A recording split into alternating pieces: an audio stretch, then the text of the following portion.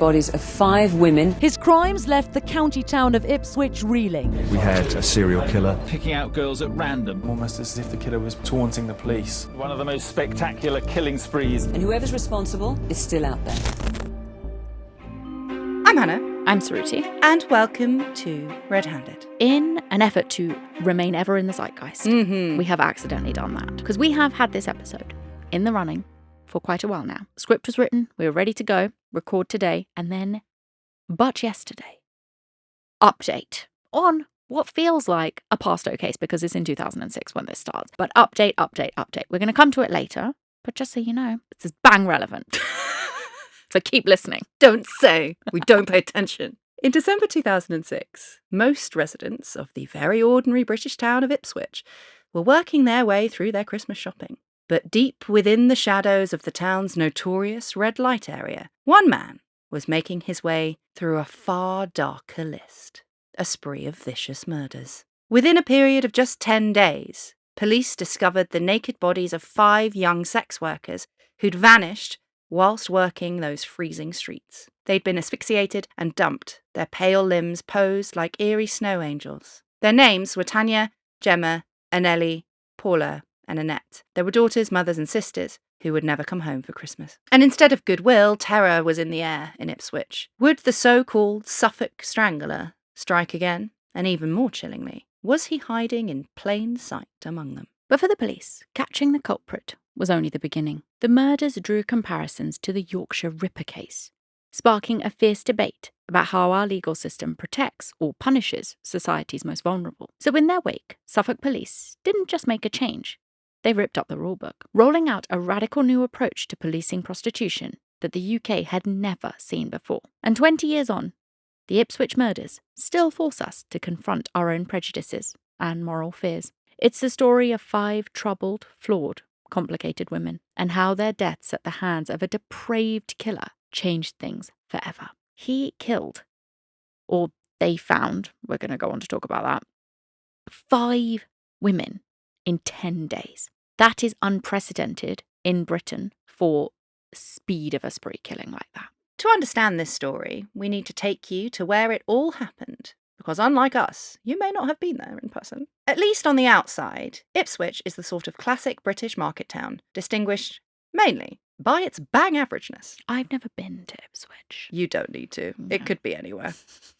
It's not exactly a chocolate box village. It's not a big bad city either. Actually, most people who live there would tell you themselves that it's quite boring. It's got a handful of medieval streets, a few faded high street shops, and a distinctly middling, yet beloved, football team. The club's ground at Portman Road might not have a trophy case bursting with silverware, but for years, it did have another dubious claim to fame. Its location was slap bang in the middle of the town's infamous red light district. I'd forgotten about that. Well, less red light and more wobbly fluorescent glow from the stadium's floodlights. But it was here, amongst a cluster of semi-residential and industrial streets around the grounds, including nearby London Road and Hanford Road, that the notorious hotspots existed for women working the streets and for their curb-crawling clients. In 2006, local police were aware of at least 30 women regularly working in the area, though, as they'd later find out, the real number was far higher. And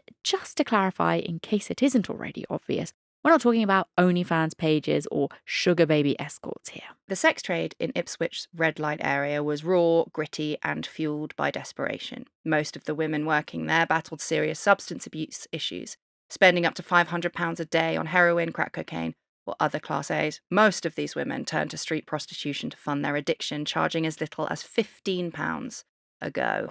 Imagine how much you have to do if you have a £500 a day habit. Also, £500 a day in 2006. It's a lot of drugs. That's staggering. Several of these women had quote-unquote boyfriends, pimps, who, depending on who you asked, who were controlling and abusive. These women weren't out on the streets for a laugh. They're not empowered. They're not doing it for themselves. They were surviving. Yeah. And the thing is, the working girls had to share those streets with people who didn't have much sympathy for their plight. By day, the so-called red light zone was like any other residential area. There'd be kids playing, people hanging up their washing, little old ladies tending to their rose bushes. The usual. Very, very ordinary. But after dark, the area's seedy reputation was starting to create serious tension. Residents complained of used condoms and needles chucked into their gardens, while men and women alike were regularly harassed for business just walking home.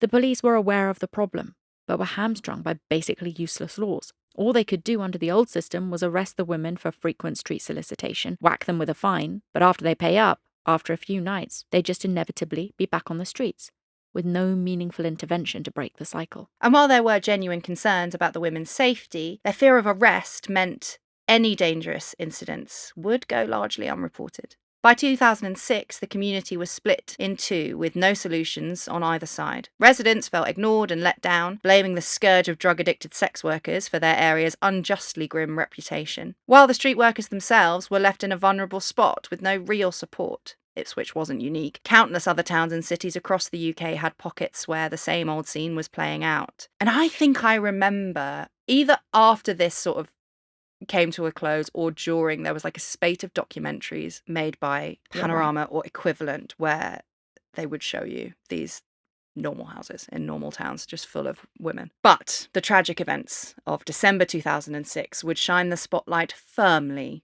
on Ipswich and force change at the very worst cost. At the heart of our story today are 5 women.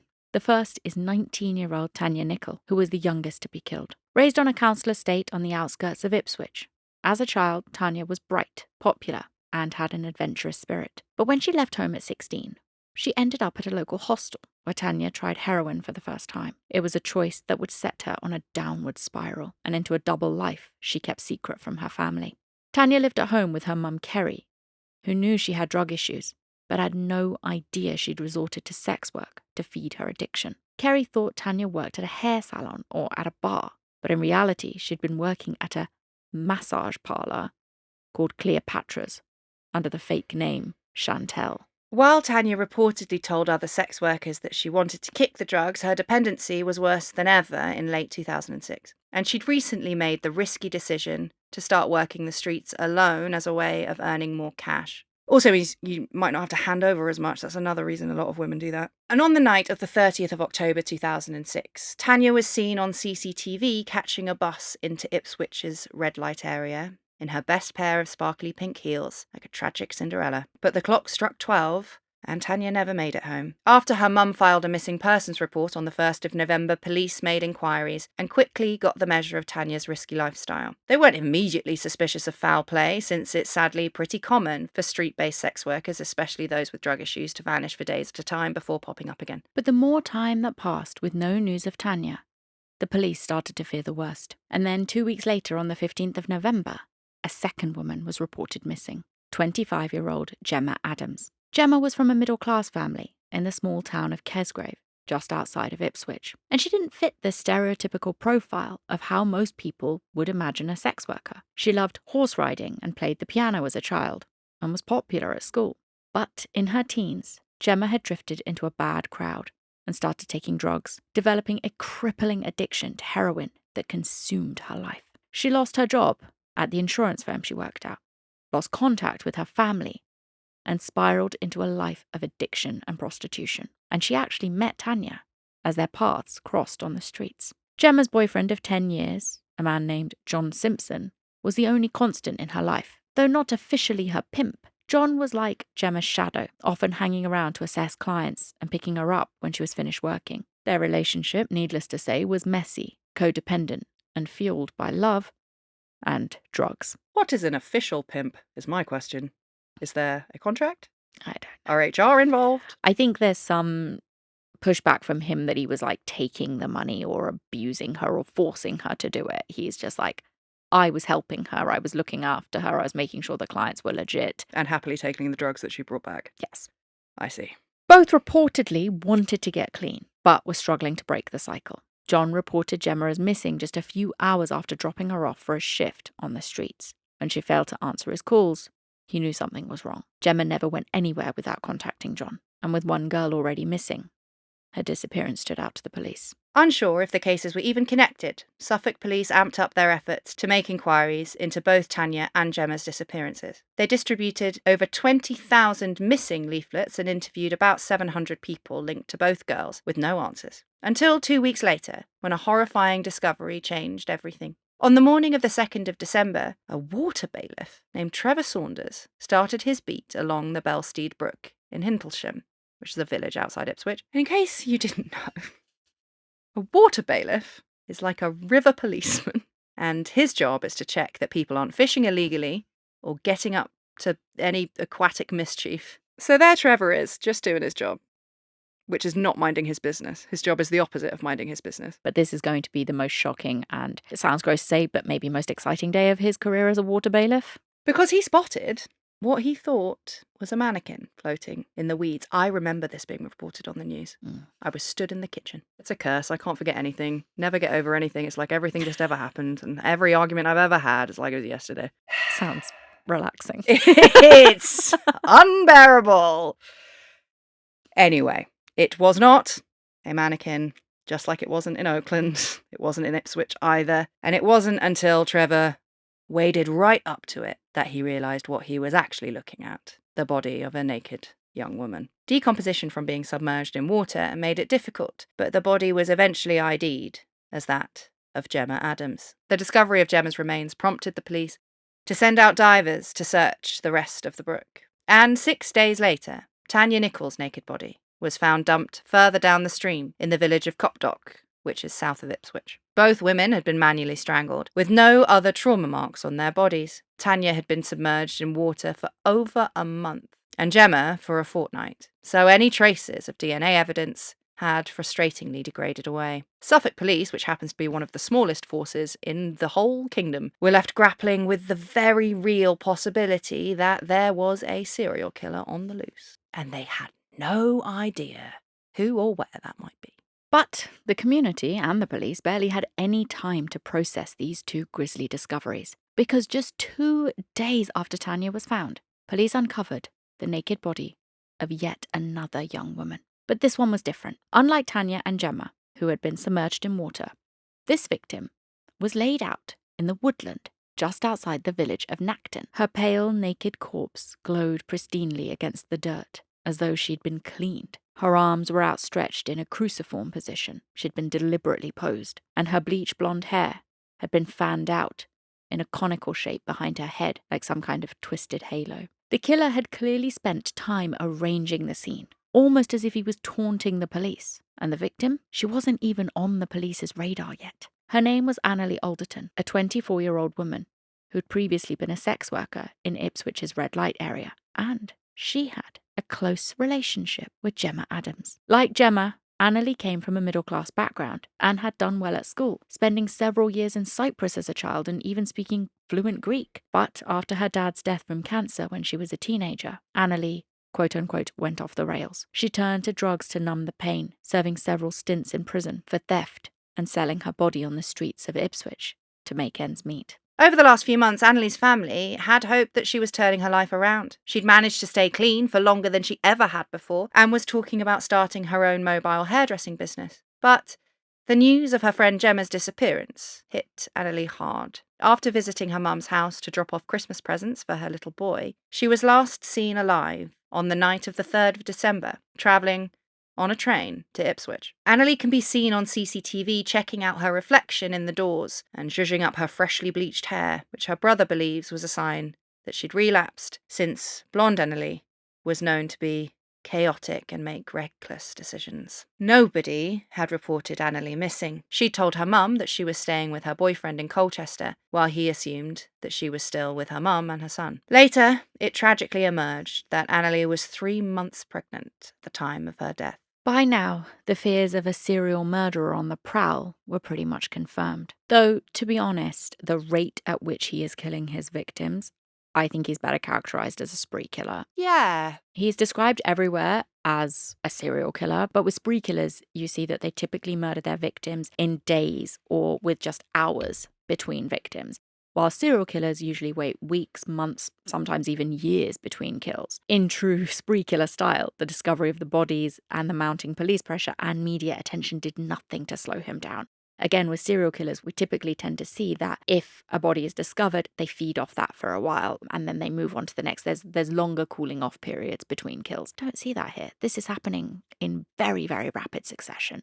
Or it's like the point at which a serial killer has started to completely dysregulate and go in spiral mode towards the end, which is when they typically get captured. So just to put this into perspective, Gemma's body was found on the 2nd of December, and Anneli vanished just the very next day. So the story was, of course, now on national news, and all eyes were on Ipswich's red light area. While this media storm was raging, the local drugs outreach program, ISNI, received a charitable grant that enabled them to literally pay the sex workers who were on the streets to stay home. And this is remarkable.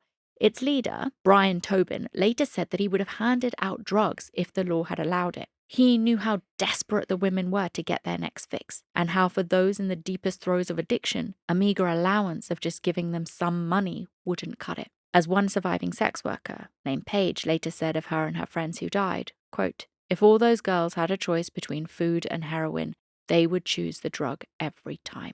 So even with a killer on the loose, and 3 dead women already having been found, and despite the monetary handouts that were being given, a handful of sex workers still took the risk. They stepped out onto the streets, knowing that it could very well be their last shift. In 2006, I would have been 16. This is all like flooding back to me. I think this is the moment that I started to understand what sex work actually is and how dangerous it is and the risks that women were taking. I had no like actual understanding of it until this happened. One of the women who went out that night was 24-year-old Paula Clennell. Paula's story was all too similar to that of the other victims. A mischievous, fun-loving childhood that was derailed by addiction, shelving her dreams of becoming a model and pushing her out onto the streets. Paula had 3 children, all of whom had been taken from her and placed in care. In one of the most chilling elements of this whole story, Paula was actually interviewed on a local news channel less than a week before she vanished. She spoke about why she kept going out at night despite the risks. Paula admitted that she was frightened, but she said that she couldn't stop because she had to maintain her £500 a day heroin habit. I mean, how much heroin is that? It's a lot of heroin. I have no idea. Like in 2006, how much fucking heroin does £500 a day? A day! That is a staggering amount of money. Like, unbelievable to me. I cannot get my head around it. £500 a month? Maybe. £500 a day? I mean, I don't know what heroin was going for by the gram in 2006. Or now. I have so many questions, but we need like some sort of drug expert here. Because I'm just like, how much heroin does a person need to be high for 24 hours? I think famously it doesn't last that long. Oh, does it not? Okay. That's why you have to keep chasing it. That is a bummer. And this television interview was a eerie omen. Because on the 12th of December, just 2 days after Anneli's body was found, another grim discovery was made. A 4th woman had been dumped in woodland near Levington, southeast of Ipswich, less than a mile from where Anneli was found. She was only a few yards away from the old Felixstowe Road, a major route between Ipswich and the port town of Felixstowe. And that woman was Paula. She'd last spoken to a friend on the 10th of December, reassuring her that she'd be careful whilst out working, claiming she'd carry a pair of scissors for protection. Paula promised that she wouldn't get into anyone's car and she would instead stick to the familiar streets around the red light area, but that wasn't enough to save her life. And when investigators, after they found Paula, sent a drone up to survey the area, they got a disturbing shock. Because less than 150 yards away, the camera picked up the haunting image of another pale white body outstretched on the sodden leaves. It was Annette Nicholls, a 29-year-old mum of 1, who also worked Ipswich's streets. Annette knew all of the victims and was kind of like a mother figure to the other girls. Fellow sex worker Jade Reynolds called her the most gentle, loving, best person I think I've ever met in my life. While Annette had trained to become a beauty therapist, she had, again, like the other women, become addicted to heroin virtually overnight, and it turned her life upside down. Is it true that just using heroin once is enough to addict most people? Yeah. That's fucking terrifying. And much like Anneli Alderton's body, Annette's remains were also found arranged in a cruciform pose. Police theorised that since she was reported missing on the 8th of December, Annette was likely killed before Paula Clennell. And this possibly explained why Paula, the now supposed final victim, was found dumped in a haphazard position rather than being carefully posed like Anneli and Annette. With the investigation now ramping up, had the killer finally started to feel rushed or under pressure? For now, the discoveries at Levington signalled the end of a 6-week killing spree that had begun with Tania Nicol and ended with Paula Clennell. And as I said at the top, this was truly, truly unprecedented in Britain. Like, our police forces had never seen anything like this. The speed of which the victims were turning up, it was unbelievable. And like you said, Suffolk Police is one of the smallest police forces in the country. They were completely in over their heads. I think that apart from my brain being broken, I think that's why I remember it so vividly, is because it really was night after night after night, it would be happening again and again and again. And everyone was just transfixed by it because we had quite literally never had anything like it. And it's really easy to feel like when you hear how quickly the bodies were turning up that this is such an old case. It feels reminiscent of something that would be happening in like the 70s or 80s or something like that. This was happening in 2006. It blows your mind. We are quite old, though. The youth listening are like... 2006. Unk. You're such an unk. Fuck you. The investigation into these murders was codenamed Operation Sumac. And as Saru said, it was totally unlike anything the Suffolk police had ever seen.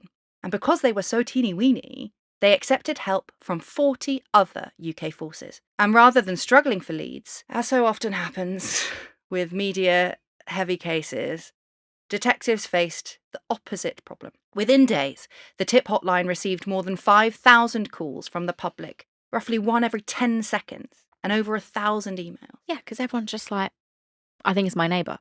I think it's my fucking dog walker. Everyone is going to be at such a like heightened sense of fear. Like, I haven't been to Ipswich, but if it's anything like where I grew up, it's just like a place where you feel safe. It's just like a boring town like in England where nothing ever happens, and then suddenly 5 women turn up dead. And I know like there was lots of like fears around hoaxes and things like that, but I genuinely think it was just people panicking. And the sheer scale of the investigation and all the tips felt eerily reminiscent of how a deluge of information and crank calls very nearly derailed the Yorkshire Ripper investigation back in the 1980s. We haven't covered that yet, but it is a very, very big case that we will get to. Although thankfully, this time we're in 2006 and investigators had a bit more modern technology on their side than the ones in the 80s had.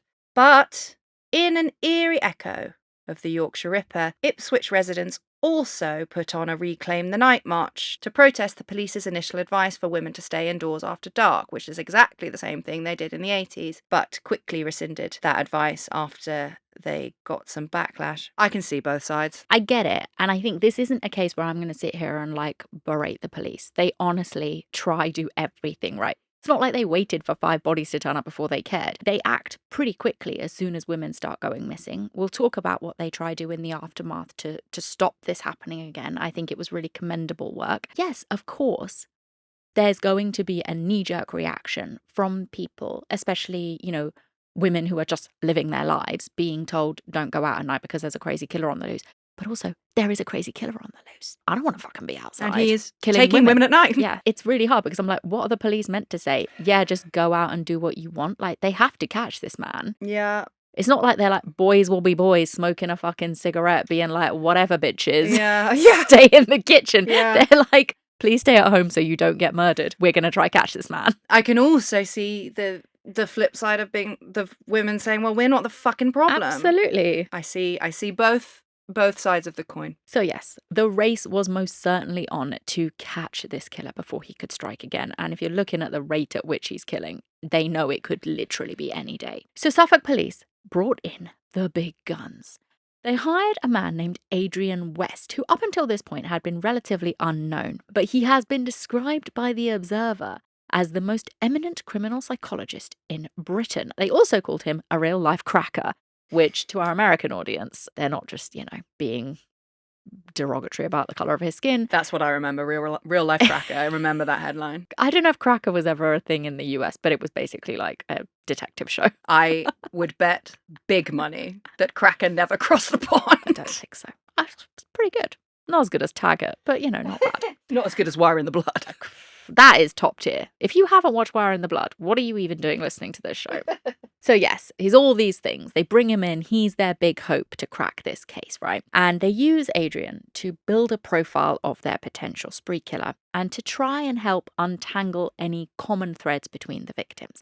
Because as we've said again and again, these sort of anonymous serial/spree killing type crimes are the hardest to crack. It's just a guy killing people at random. Like, what is the thing that's going to connect them? Well, you need a cracker. You need a real life cracker. Get him. He's Adrian West. So they quickly realise, obviously, all of the things that we just told you guys, that all of the women who had been killed had been struggling with some serious drug addiction issues, making them incredibly vulnerable and therefore easier to suck in and subdue. None of them had pimps with them on the nights that they were killed, and they were all working alone on the streets when they disappeared. Investigators theorized that the killer was likely a regular client, which would explain why, even in the midst of a manhunt where 5 women have turned up dead, they were still willing to trust him, whoever he was. With these factors in mind, detectives narrowed down their suspect pool, interviewing men known to visit local sex workers, scouring CCTV footage, and tracking number plates. Hannah's number plate got nicked. Sure did. And now we are waiting on bated breath for To see what crimes I've done. what crimes come rolling in. Josh, should we take a bet on what crimes might come rolling in? Oh, okay. So it got nicked outside your house. If I steal a license plate from outside a house, what type of crimes am I ready to commit? If I was still living in Haringey, I would say human trafficking. There's a lot more of that in Haringey than there is in Hackney. I know. My cousin works on a modern slavery unit. Where were you living when the eunuch maker was dropping dicks off? Haringey. Yeah. No, that's why no one called the police. There's screams on that road all the fucking time. Shut up! All right. I think it's going to be drugs. Yeah, I think it's going to get snapped by a speed camera with a kilo of coke in the back. And then I'll go to prison. Where I belong. And Rose West will try and shag me. Oh, God. Do you think we could still keep doing the show if you were in prison? I'd fight to get you out. Ear Hustle took over the world. From prison. From prison. Let's do it. And there's always Collect Call with Shook Knight. So we've got a plan, is what you're saying. Exactly. I can't wait. I'm excited. Let's see what happens. Do you know how many people would think that we set the whole thing up? Give us too much credit. Time for some good news. The killer's ultimate downfall did come in just 3 tiny weeny letters that stand for a really, really fucking long word. Yeah. That nobody knows how to say. And I'm not gonna. DNA. Bang. The 3 final victims, Anneli, Annette and Paula, were found on land rather than in water, which made it possible to process their bodies forensically for evidence. Despite torrential downpours at the time, traces of semen miraculously remained. What are you thinking? In 2006, leaving your semen behind. You'd already got away with it twice. Mm. Investigators ran this semen profile? Is that what we're going to say? Yeah. Well, whatever it is, they ran it through the national database and they got a match. A file popped up belonging to a 48-year-old forklift truck operator who had given a DNA sample years earlier after being arrested for stealing from his boss. His name was Steve Wright. He lived at 79 London Road, right in the heart of the red light area. Suddenly, everything fell into place. Wright was arrested on the 19th of December 2006, responding no comment for over 8 hours of questioning. God, the stamina that requires. But when you are arrested, do that. Realising that the DNA evidence was airtight, Steve Wright admitted to picking up and sleeping with 4 of the victims, all except for Tania Nicol. But he continued to insist that he had nothing to do with their deaths. And this is the tricky thing when it comes to the murder of sex workers.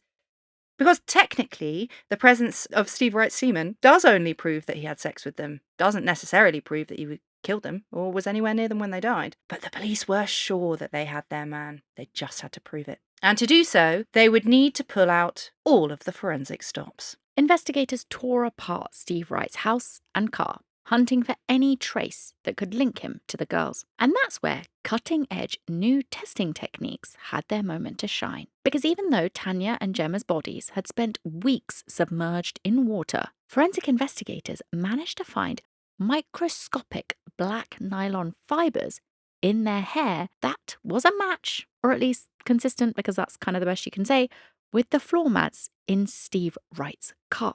And as for the semen found on the other 3 victims, police built a convincing case to prove that it didn't exactly point to consensual sex. The proof was in a pair of garden gloves found in Wright's home that were stained with his semen, inside and out, as well as traces of both Annette and Anneli's DNA.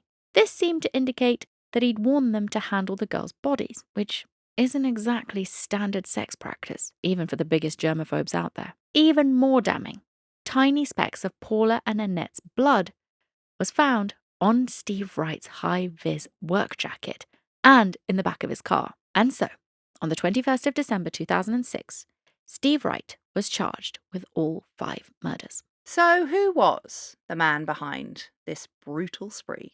On the surface, Steve Wright was an unassuming, average guy. Balding, slightly overweight, in his late 40s, your classic curb crawler who would pick up sex workers and then go home to his wife and a pint before bed. He'd only moved to London Road with his girlfriend at the start of October, but police would learn that his involvement with the sex workers in the area stretched back years. He was known to the Ipswich girls as a quiet, nervous, slightly perverted guy who sometimes even let them use his flat for punters if his girlfriend was out. That's very weird. Are we pretending he didn't have some sort of camera set up in there or something? It could also be a ploy to make them really trust him. Yeah, simping rather than pimping. You're going to prison now. With you. See you in there. That's what our podcast is called.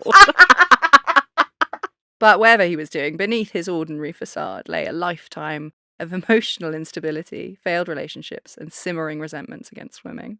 Why are you laughing? Much. Simping, not pimping. I'll stop. We'll make it in the prison sweatshop like in Orange is the New Black when they start making knickers. Perfect. We've got a whole plan, guys. Wright's childhood was rocky. His parents split up when he was young. He spent much of his youth as an army brat in foreign postings like Malta, Singapore. He left school at 16 with no qualifications, drifting through a series of jobs before joining the Merchant Navy as a chef sailing out of Felixstowe in Suffolk. He married young and had a son in 1978, but like everything else in Wright's life, that quickly crumbled. Whilst working as a steward on the glamorous QE2 cruise liner in the mid-80s, he developed the habit of a lifetime, dipping his toe into the sex tourism industry in port cities around the world. Former co-workers say that Wright fancied himself as a bit of a ladies' man, though he never seemed to be able to hold down a relationship. Back in the UK, Wright's life became a cycle of failed marriages, domestic violence, gambling, heavy drinking, and depression. His second marriage, branded a disaster by his ex-wife Diane, collapsed after just a few months, with multiple neighbours witnessing him publicly throttling her during rows. Wright tried to embark on a career as a pub landlord. Great. Managing several bars in Norfolk and South London throughout the 90s, but he left a trail of broken relationships and burned bridges wherever he went. Wright had a daughter with another girlfriend, only for them to split while she was just a baby. Wright's heavy drinking and rising gambling debts got him sacked from several jobs, and he eventually declared bankruptcy in the late 90s and was convicted of theft in 2001, after getting caught with his hands in his boss's till. Maybe Steve Wright forgot that he'd given a DNA sample to process that arrest, because years later, that same little sample would prove to be his undoing. Wright attempted suicide twice, once in 1994 and again in 2000, after a brief liaison with a woman in Thailand who, according to his brother, scammed him for all he had. Wright's stepmom, Valerie, later reflected that girls really upset him. And when his partner Pamela started working nights in 2006, Wright returned to his habit of visiting sex workers on the streets of Ipswich. Only now, he took things a step further, because now he started killing them. Steve Wright's trial began in January 2008 and ran for 6 weeks. He pleaded not guilty to all 5 murders. There was no single smoking gun piece of evidence, rather a mountain of circumstantial proof that pointed a massive flashing arrow sign towards Wright. When confronted with the DNA evidence on the stand, he again admitted to having sex with 4 of the women, but shrugged that it just wasn't exactly unusual given their profession. Unluckily for Wright, though, didn't stop at DNA. CCTV and number plate recognition technology tracked his car in and around the red light district on the nights the women vanished, and neighbours testified to hearing weird banging noises from his house late at night,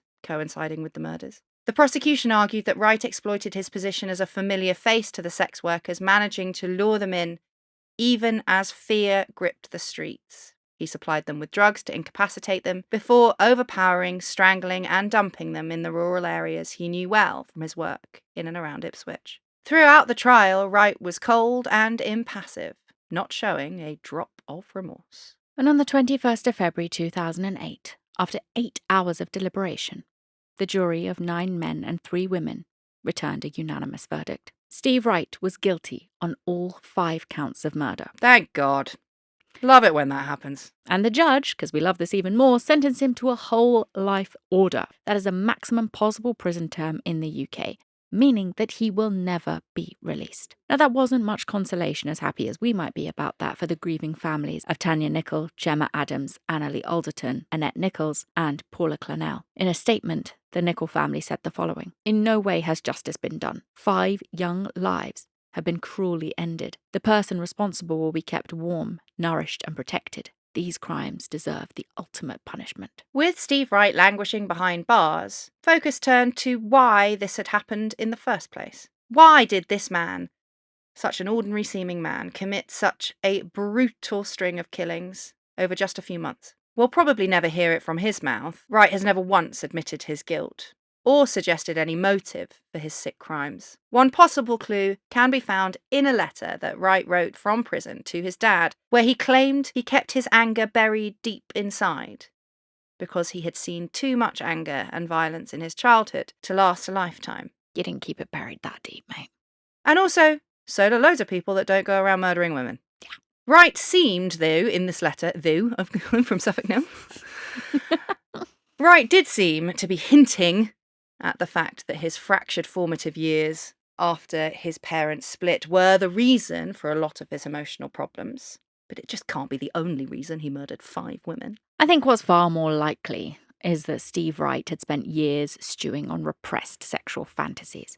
And eventually something, some event, some moment triggered him to lash out on the vulnerable women that he considered to be at his disposal. I suspect that perhaps he became violent with a woman, realised that it turned him on, and just kept going. We know that he was violent with his previous partners, but I think for him, maybe even he was able to recognise, if I kill my girlfriend, I'm going to get caught pretty quickly. Yeah. And I think finally, maybe in this moment, he had unlocked the key to his own sexual gratification. So he kept going, again and again and again. What's unusual about him, as we've sort of spoken about, is the speed of his kills.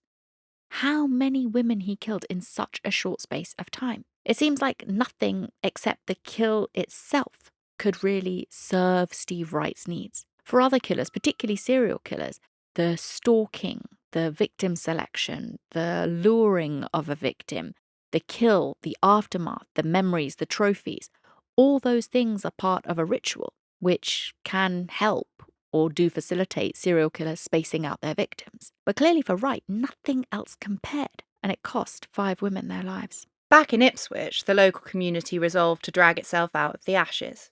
Fed up of being known as the place where that guy killed the sex workers, long-suffering residents formed a neighbourhood watch group with the goal of a rebrand. They put on street parties, quiz nights, garden contests, and their efforts inspired a critically acclaimed national theatre show called London Road. I didn't know that's what it was about. No, me either, actually. And it is. You have to feel so much for these people who are living there. They're just trying to live a fucking ordinary life. And their, like, property prices and, like, the reputation of their street is just being cut off at the knees at every fucking turn. Whether it's the condoms in the bushes or the guy who's strangling women. This theatre show you're going to talk about, I had never watched it.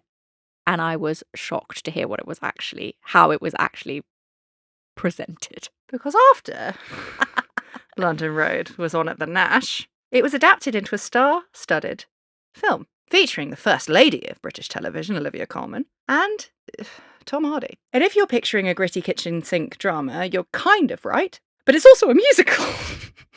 Not what I thought was going to happen here. No, our patrons will know. Mm-hmm. I will defend musicals to the death. Mm-hmm. It pisses me off no end when people think that they're only saccharine and feathers and tap. However, I'm not going to say it's quite Shannon Matthews the musical, but quite a lot of people were pretty icked out by the London Road musical.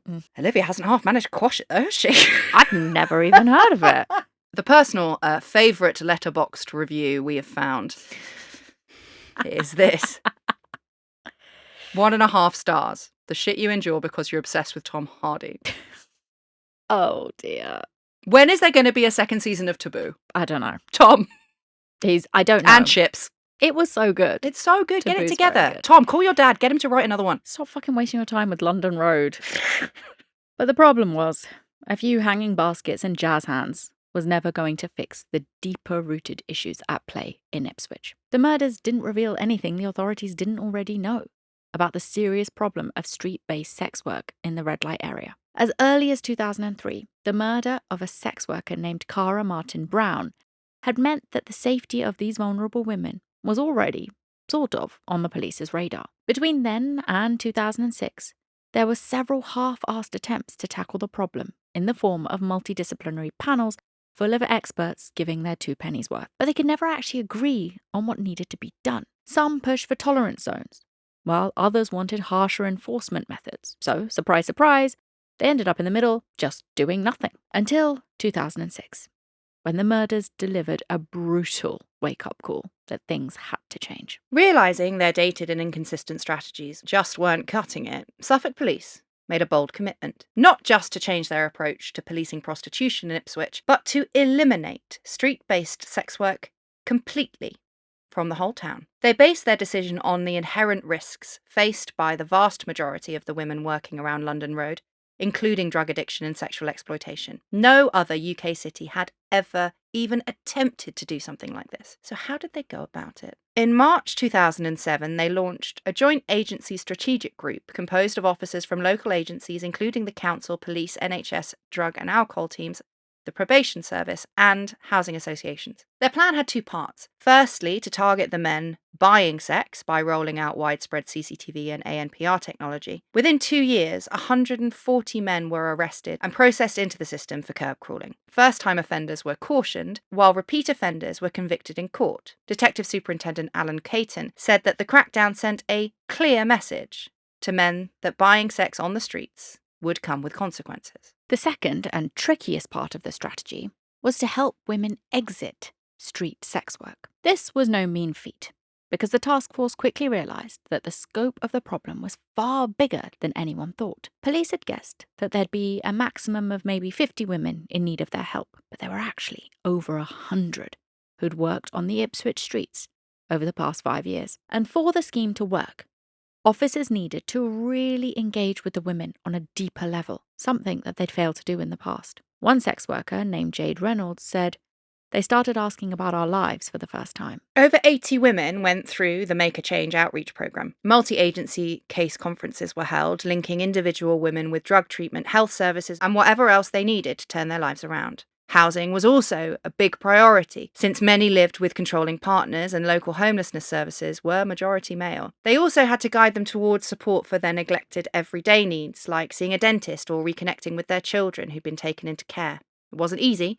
Project manager Helen Hepburn said the most important element was stickability, which basically meant keeping in daily contact to make sure no one slipped through the cracks. It was a kind of police engagement strategy never seen before in the UK. And I think it's important to differentiate between the concept of criminalising the man seeking a sex worker and essentially decriminalising the work but persecuting the Purchaser. the man who wants to buy the sex. That's called the Swedish model, and it has problems because what that does is push it further underground, and then the women are more at risk because they're trying to hide more, and also men who are willing to seek it out anyway are willing to do a lot more things. So the Swedish model isn't perfect. However, what they're doing here isn't just the Swedish model. They are supporting the women, and that is the big difference. Absolutely. The key thing here is the joined up approach. The list of agencies who are involved in this is an attempt to paper the cracks at every point in a person's life that could lead them back into sex work. And that is what I think is so well thought out and well done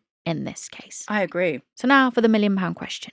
Did it work? Short answer, yes. Police declared that the former red light area went from having around 50 regular sex workers plying their trade on the streets to 0. The task force reported that every single woman they worked with through the Make a Change program had successfully exited street sex work. 10 years on, the force reported that there had been no reports of any women working on the streets, along with 0 arrests for curb crawling offences since 2008. The police were chuffed to bits with what they'd achieved, shouting from the rooftops about the overwhelming success of the so-called Ipswich strategy. And yeah, it cost a lot, but a study by the University of East Anglia actually revealed that it was a cost-effective programme in the long run, because for every £1 spent, they saved the public £2 in projected legal and social care costs. It was living proof that investing in people was worth it. Of course, there was the odd rumour here and there that street-based sex trade hadn't totally disappeared from Ipswich. Sky News claimed that in 2016,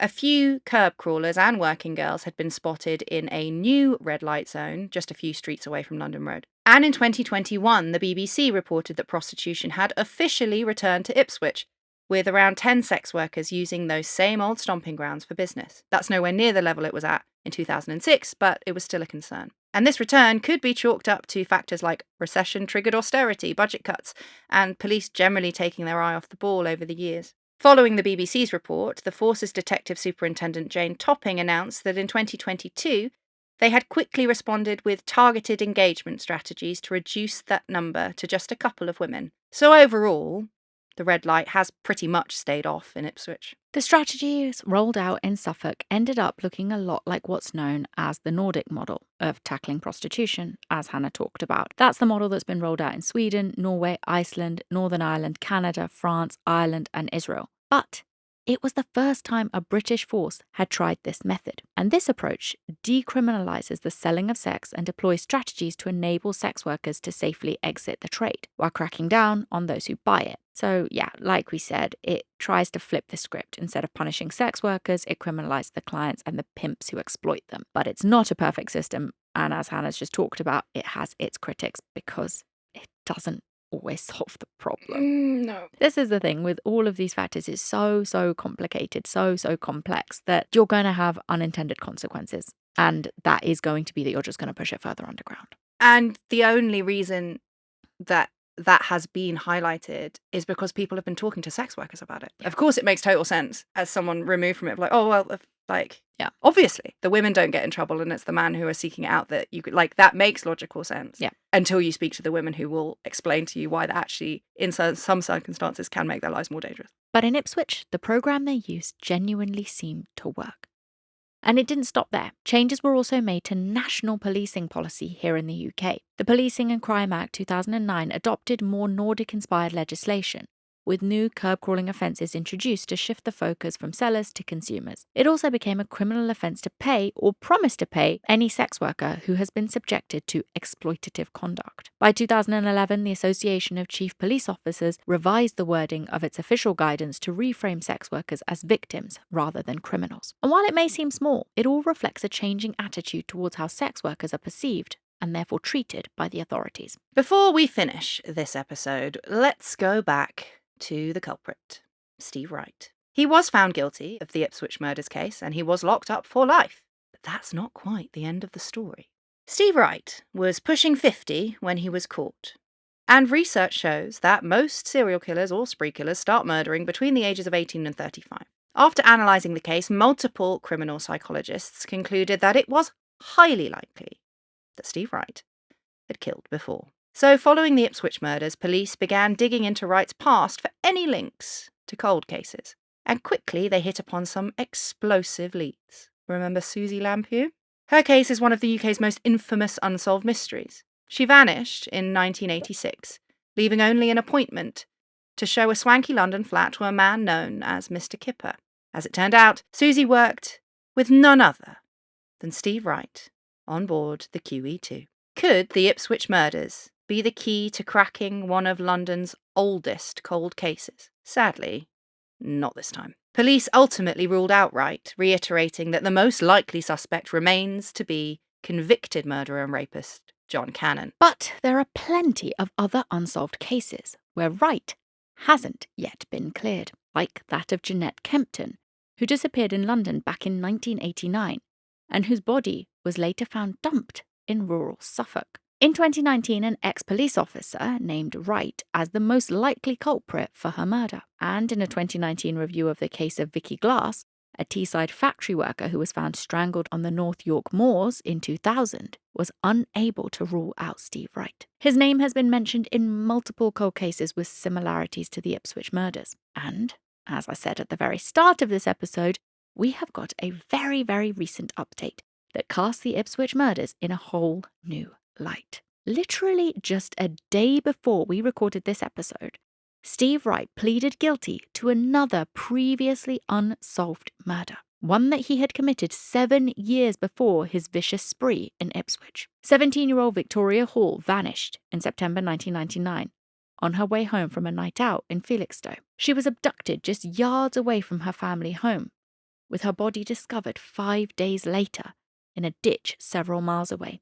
In July 2021, police rearrested Wright, who was already serving his whole life order for the Ipswich case, and they arrested him in connection to Victoria's murder, as well as another unsuccessful kidnapping attempt that took place the night before her death. 22-year-old Anneli Doherty reported being approached and followed by a man between 3 and 4 a.m., but she thankfully managed to get to safety before anything could happen. Wright was officially charged in 2024, and the case went to trial in February 2026. Steve Wright initially pleaded not guilty. But in a shock turn of events, he changed his plea on the first day of his trial at the Old Bailey, admitting to the 1999 attempted kidnapping of Anneli Doherty and the abduction and murder of Victoria Hall. And this is huge, because it's the first time Steve Wright has ever admitted any guilt in the crimes he's been accused of. Because remember, he has to this day maintained his innocence in the Ipswich case. He's got nothing to lose. Like, he's already in there for life. I don't understand why he talks now. No, he's got nothing to gain by saying that he did this. I don't get it. I don't get it. I don't know why he did it. Because you often see with sexually motivated serial killers, like, you know, big hitters like Ed Kemper or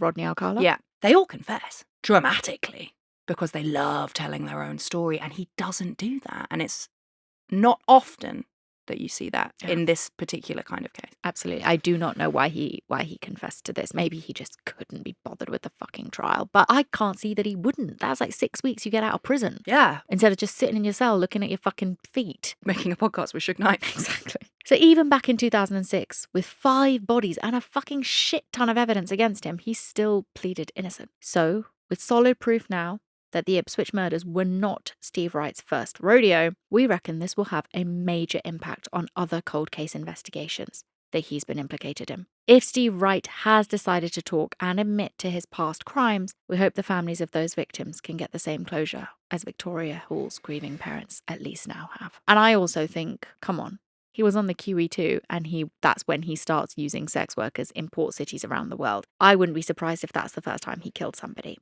And he is like, I got away with it because you kill somebody in a country where law enforcement isn't even fucking looking, and then you get back on your fucking cruise ship and just float away. Mm-hmm. It's kind of the perfect serial killing route. Which is why we'll never go on a cruise. Unless, please invite us. There you have it. There you have it. Absolutely. That's it, guys. That is the startlingly current now case of Steve Wright and the murders of the Ipswich 5. I'm also just a bit worried about how much of 2006 me this is unlocked. Like, what else is going to come out? Who knows? Let's find out. Nothing good. Join us next week for another Red Handed, and then maybe in a couple of months for Simpin' Not Pimpin'. We'll see you there. Goodbye. Bye.